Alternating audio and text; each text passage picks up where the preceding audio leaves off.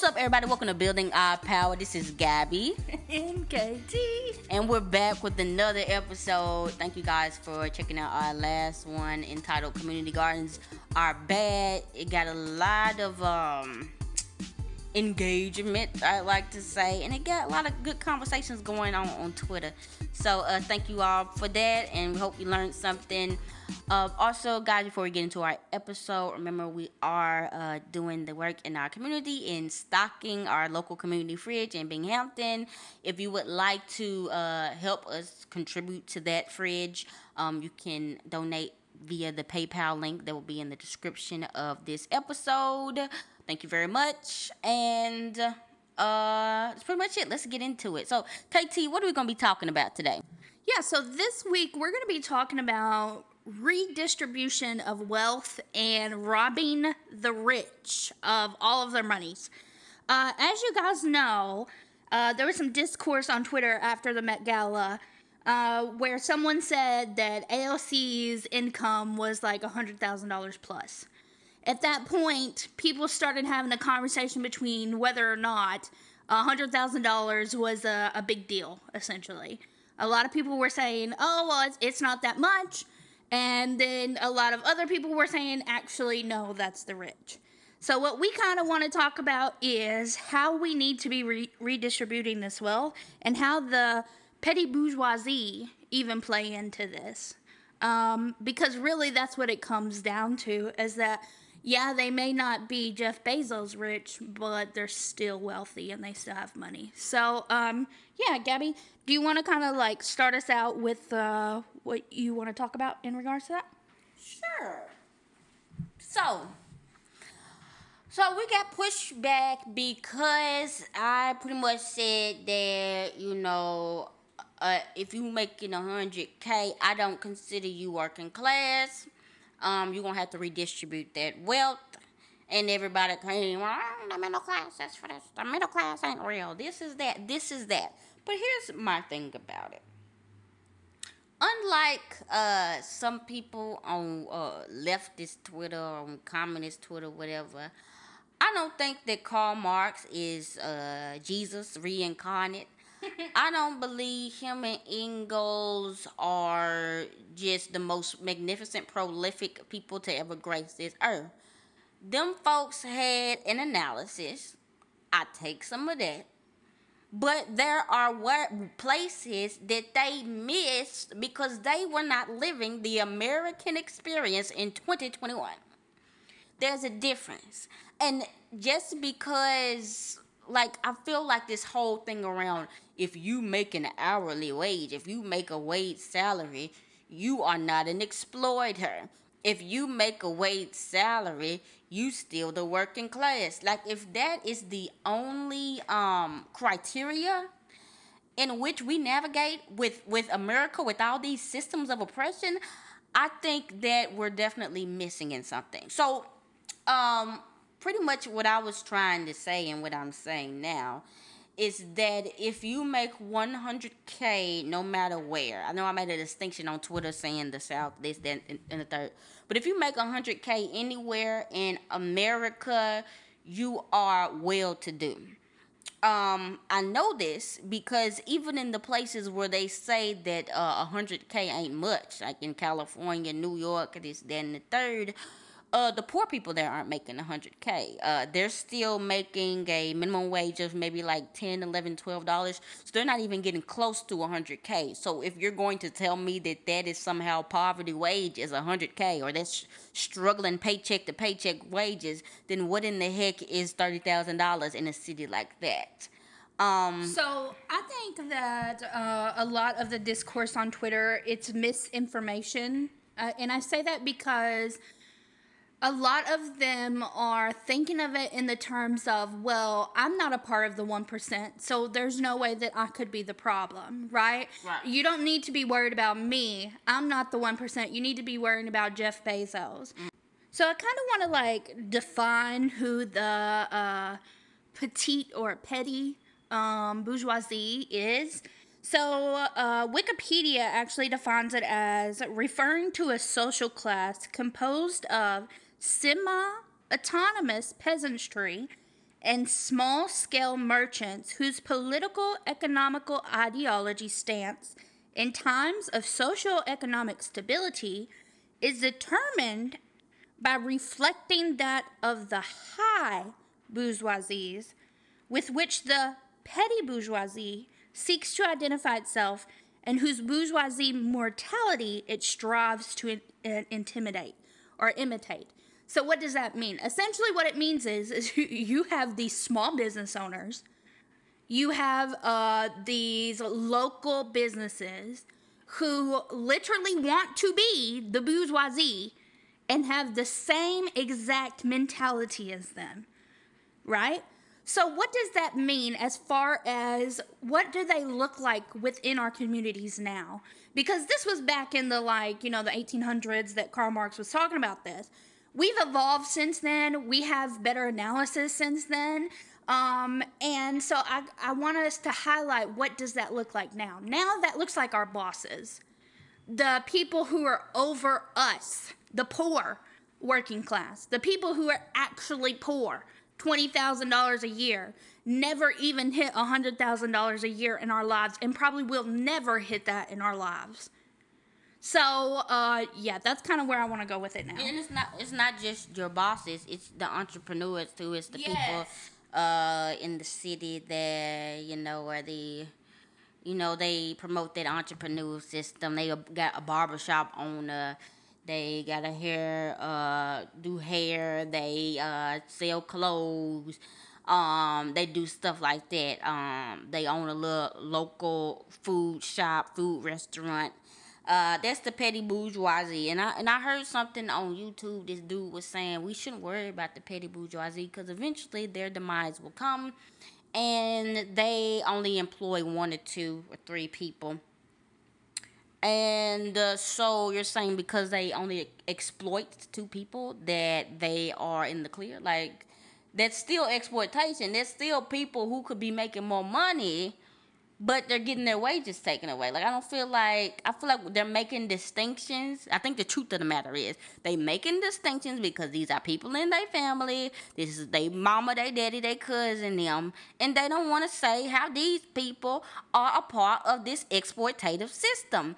And you know what also this reminds me of when we're talking about now, there's like everybody, we're all the working class except for Jeff Bezos pretty much. It reminds me of another conversation in the working class with black and white people, which this intersects a lot because a majority of the people that were saying they make 100K plus was white folk. Yep. They'll just say we're all working class. We're all working class. Black folks, white folks, just get together. There's no reason to fight because we're all working class. But the thing about it is when you get out of this white-ass, Marxist, European-ass mindset and you turn this into a conversation on colonialism and a conversation on slavery, then you start to see where this little generic little analysis falls short. Because in the colonial system, the foot soldiers that were paid to force the African people, indigenous people, whatever, to work, those were working class people. They didn't own the guns. They didn't own any of the means of production. Yet they were a part of a system that was exploiting a class of people to work for the benefit of them. I don't think they had the same interest. I don't think that the overseers back on the plantations had the same interest as the enslaved Africans. I don't think the slave catchers had the same interest as the black folks. I don't, because we did not. And even if we were both being exploited, somebody else had the power to exploit another group even more. Yep. So that's where we're at now. Even when you want to talk about, somebody brought up doctors, and people are like, well, doctors are wage workers. Doctors get a salary. Doctors don't own their own, I guess you're talking about like hospitals. Doctors don't own the hospitals. Doctors don't own the hospital beds. But let's talk about this black maternal mortality rate. Let's talk about medical racism.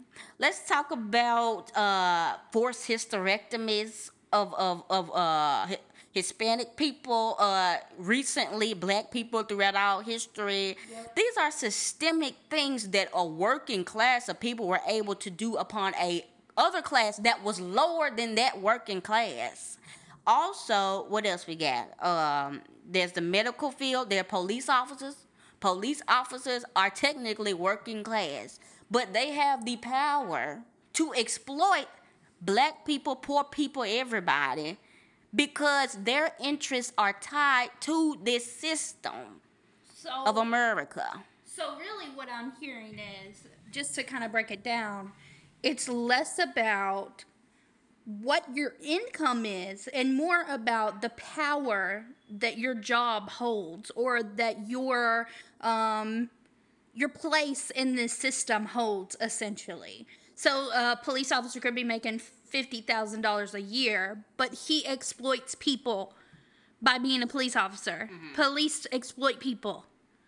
Or you could be making $20,000 a year and be a police officer. You're still a police officer. Is that real? Is that what it is? That's kind of what I'm saying. But I'm just saying that it's more than just working class. Like, that's not enough for me. Yeah. Because that doesn't tell me anything. Right. And we were even talking about how $100K for a black person is different than $100K for a white person. Yep. $100K for a black person, if you didn't come from money, which most of us did not, descendants of slaves, you are having to use that $100K to take care of all your family. Yep. That $100K is being distributed a lot of times between the poor people in your family. If you're making $100K as a white person, odds are your family already had some level of money. So you're not having to literally carry your entire family with you in your increased salary. So there's just so many, like, it's so much more complicated than that. And that's what I was kind of trying to do with that conversation. Like, you are not the same as me. We talked about the schools your kids go to are not the same. Right. You do not live in a food desert. You do not, like you said, have your stuff in the store locked up on the key. You gotta go find somebody to open up the thing. Like, I think that's something that's really important, that whenever we do have conversations like this, that we do actually talk about. Because think about this. If I, Gabby, even just between me and you, if I was to go over to your neighborhood, none of that stuff is locked up. Mm-hmm. Socks are not locked up. Underwear are not locked up. Let's see, detergent is not locked up. What else? Deodorant is not locked up. But over here in my neighborhood, in the middle of the city, all of that stuff is locked up because it's needed by people in this neighborhood. And we can't live there. Exactly. It's because poor people live here, and it's needed, and it's expensive, and a lot of poor people cannot afford it. So what do? They steal it. So then they lock it up. They criminalize the poor. That's what they do. And so not only that, think about even as far as like transportation goes. Mm-hmm. If I go over to Gabby's neighborhood, I can't even take a bus to Gabby's neighborhood. Mm-mm.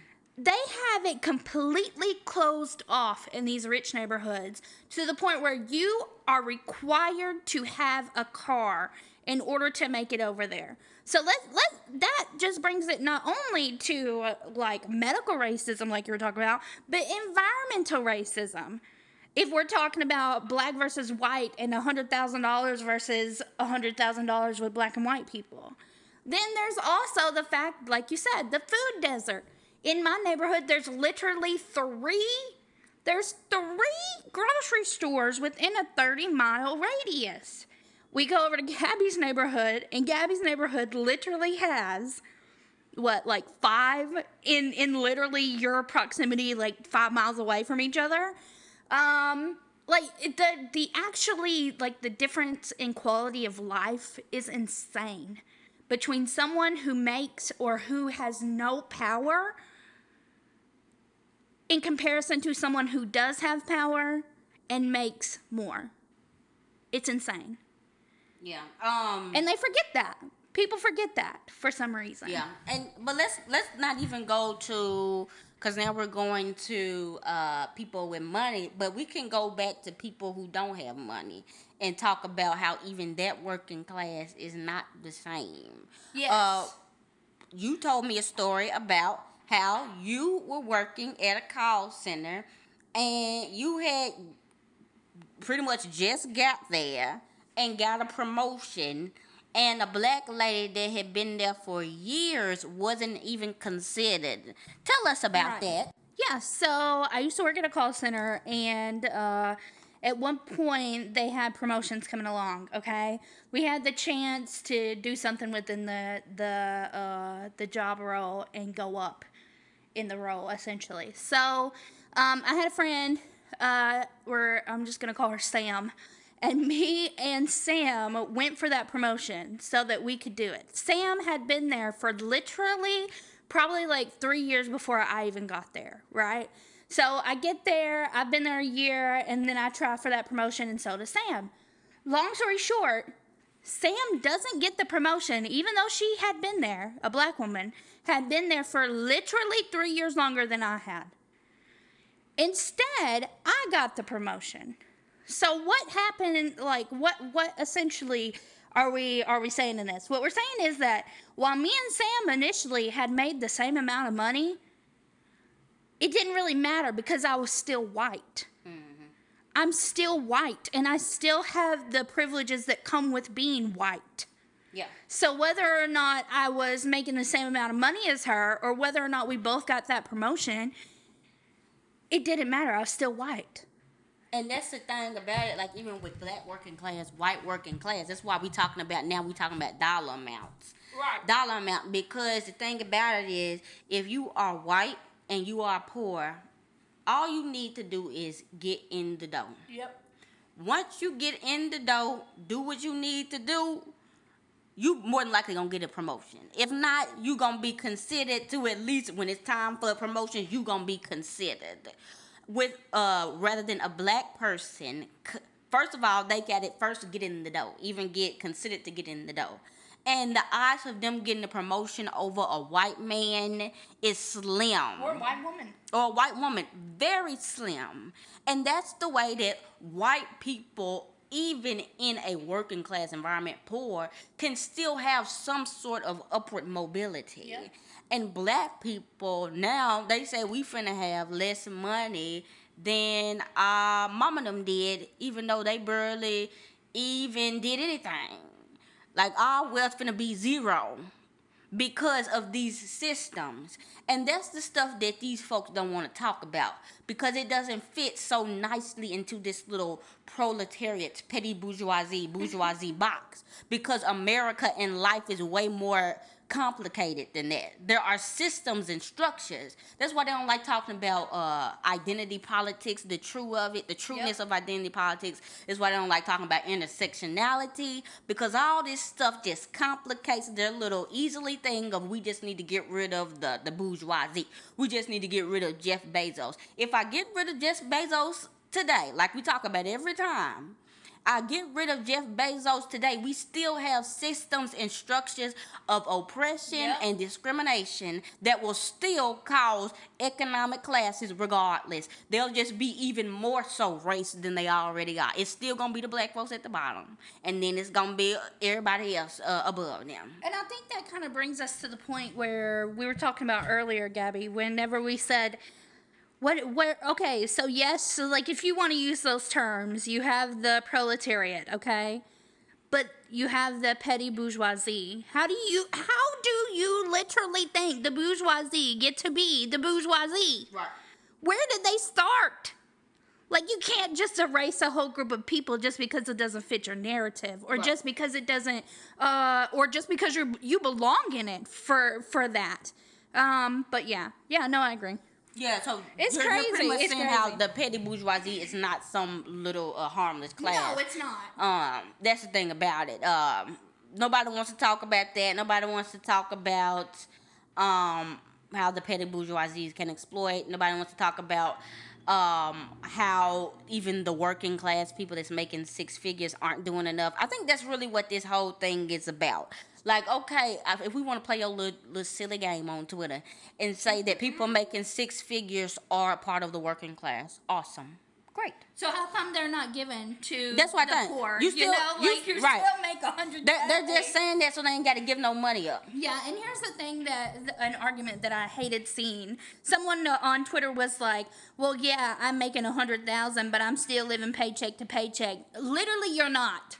There's no possible way you're not. There is a possible way you living above your means. Exactly. There you go. That's really what it's about. Because those people, I want them to literally live. I want you to live at 20. I don't even want them to redistribute their wealth at this point. What I want to see is these people who say $100,000 isn't a lot to be living at $20,000 like the rest of us poor folks for 5 years. Just do it for 5 years. That's it. And then see how much $100,000 is. Right. But that's the thing about, here's the tea about that before we get to this redistribution. These people that are working, living paycheck to paycheck with $100K, you know how they could have more money? If they live in the hood with the poor people that they claim they're a part of. They don't want to do. If they lived in the hood with the poor people, they could save all the money in the world. No, but then they'll gentrify the area and make the income come up anyway. That's No. You You don't have to gentrify in the area to come up in there. No, but that's what they will do. What I'm saying is, no, don't do that. Just get you a house that's already there. No. And live in that neighborhood with that $100K. But you don't want to do that because you don't want to live that quality of life. But apparently we all the same. We all the same. Another thing that was really annoying too is seeing the whole debate about, well, y'all don't really know what the 1% is. We're poor. We know who the 1% is, but we also know who our bosses are. We also know who our landlords are. We also know who is literally forcing us to work these jobs for these huge capitalists. And we hate you too. We hate you both. Right. There's no we can do that at the same time. Like, what's the distinction? Like, it doesn't matter. It's not even in your brain. In reality, you see your boss. Right. You see the HR person. You see your supervisor. You see these people every single day. You see the cars they drive. Yes. You know the neighborhoods they live in. Yes. Yeah, they don't own the factories, but golly, they show the ones trying to make you work on Christmas and everything else. To own the factory. But that's what I'm saying. Like, it's like talking. Read something else. Read a black person. Literally. Read an indigenous person. Read a book that's not by a white crunchy ass man. That's the 1800s. That's my little challenge to y'all. So we're gonna end this with this thing. We're gonna talk about what needs to be done, in my opinion, to help with the divide. We want to bring folks together, right? Because apparently we're the ones doing the dividing of the working class. So if y'all want to do something that is going to help unite us, the number one thing y'all should be doing is giving money away. The number one thing y'all should be doing with y'all money is helping spearhead these mutual aid projects, which are really going paycheck to paycheck by the week because folks barely got enough to contribute. Use that excess money you was going to use for that trip to Cancun and use that to help create a sustainable mutual aid system for your local community of working class people. Let's do that. And then I will say, you know what? Solidarity. They won't do that though. That's what I'm saying. That's where we're. That's what I'm saying. That's what I'm saying. Do it. That one lady said, it's crazy that my people were slaves and I didn't get the reap the benefits of that labor. So now I'm having to redistribute that wealth now that I have money. But don't you know that majority of the black folks is still in the poverty? Like, nobody, I would never be the one to tell a black person to give your money to somebody white. That goes against everything I believe. But the amount of poor black people and indigenous people in our communities, girl, if you don't go over there and give some money, that's just you giving me excuses at this point. So, yes, that's the thing about it, really. If these people were giving money, we wouldn't have nothing to say about it. If Hassan was giving money, wouldn't nobody say nothing about it. If AOC was giving money, if Vaushnin was giving money, I would commend them. But they're not. That's the whole thing. In order to be in this class, guys, you have to be stingy, and that's what these people are. Also, you mentioned Vosh and Hassan. Like, I know we're trying to wrap it up, but this is something else. You mentioned these people, but I feel like, honestly, they are literally exploiting people anyway. They are. They're exploiting, like, they're not exploiting their labor, maybe, but they are exploiting people because they're taking people's struggles, and instead of them actually contributing to the struggle that's happening, instead they're making reaction videos about it. They're doing reactionary takes about why this take is so dumb and blah blah blah. Marx would never. Like, it's just so. It's performative. It's performative. You're exploiting people's real need for revolutionary action. Yeah. And you're not taking yourself. You're quelling it with some entertainment and some debates videos and making them think honestly that by doing this they about to bring on the revolution. So yeah, that's the thing. There's different forms of exploitation. Like, every form of exploitation ain't got to be me literally taking dollars out of your pocket. I mean, that's a big part of it, but in capitalism, but still, you're in absolutely life. correct. In life. Because this is how this stuff can be recreated in other types of societies, in socialism and communism, because there's more ways to exploit somebody than to take their money. Which is why we do not focus on Marx here. We focus on the people who took Marx analysis and pushed it to its limits.